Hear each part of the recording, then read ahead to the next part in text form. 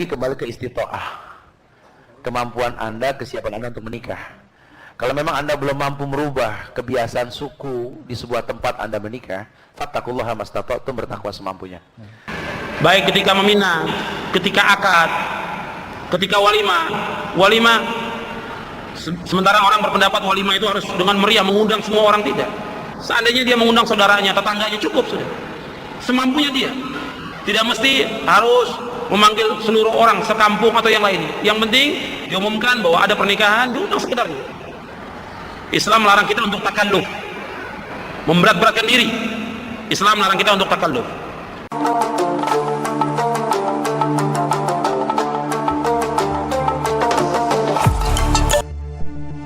Nyata tidak, mengadakan resepsi pernikahan hukumnya adalah bid'ah, sebagaimana yang dinyatakan oleh sebagian kelompok umat Islam konservatif Salafi Wahabi.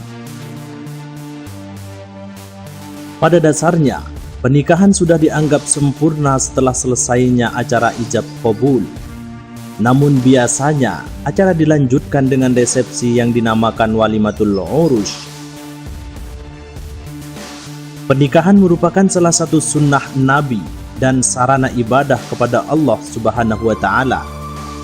Dengan adanya pernikahan, menjadikan seseorang Muslim lebih sempurna dalam beribadah, terlebih bagi seorang pemuda yang sudah mampu untuk berkeluarga. Diriwayatkan oleh Abdullah bin Mas'ud radhiyallahu anhu, Nabi Muhammad sallallahu alaihi wasallam bersabda, yang artinya, "Wahai generasi muda, barang siapa di antara kamu telah mampu berkeluarga, hendaknya ia kawin, karena ia dapat menundukkan pandangan dan memelihara kemaluan. Barang siapa yang belum mampu, hendaknya berpuasa, sebab ia dapat mengendalikanmu." Hadis muttafaq alaih. Resepsi pernikahan dalam hukum Islam dikenal dengan istilah walimatul urush. Kata walima berasal dari al-walamu yang dalam bahasa Indonesia artinya pertemuan.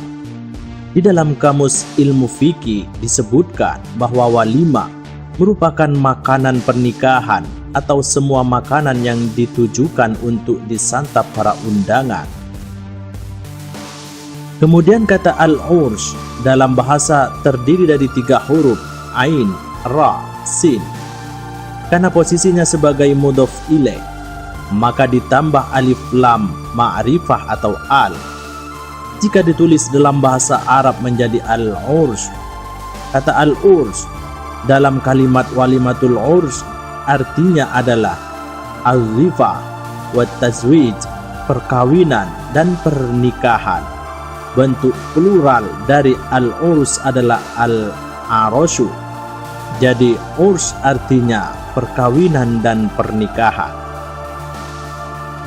Adapun secara istilah, walimatul urs adalah jamuan yang khusus untuk pernikahan dan tidak digunakan untuk perhelatan di luar pernikahan.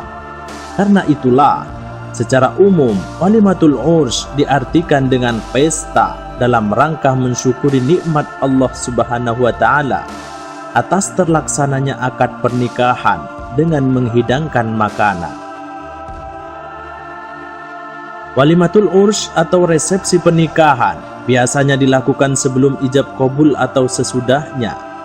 Biasanya juga diisi dengan pembacaan ayat-ayat Al-Quran, juga sholawat Nabi, dengan tujuan ingin diperlancarkan acara pernikahannya, juga dijadikan keluarga yang sakinah, mawaddah, warahmah bagi si pengantin. Walimatul urshi merupakan perkara yang disyariatkan dalam Islam dan tidak ada khilaf para ulama bahwa menyelenggarakan walimatul urshi hukumnya sunnah. Rasulullah Shallallahu Alaihi Wasallam bersabda, an Anas bin Malik anna Nabiya Shallallahu Alaihi Wasallam ra'a ala Abdurrahman bin Auf athara sufratin faqala ma hadha, qala ya Rasulullah inni tazawwajtu imra'atan ala wazni nawatin min dhahabin, qala tabarakallahu laka awlim walau bisyatin. Dari Anas bin Malik bahwasanya Nabi Shallallahu Alaihi Wasallam melihat ada bekas kuning-kuning pada Abdurrahman bin Auf. Maka beliau bertanya, apa ini? Ia pun menjawab, ya Rasulullah, saya baru saja menikahi wanita dengan mahar seberat biji dari emas. Maka beliau bersabda, semoga Allah memberkahimu. Selenggarakan walimah meskipun hanya dengan menyembelih seekor kambing.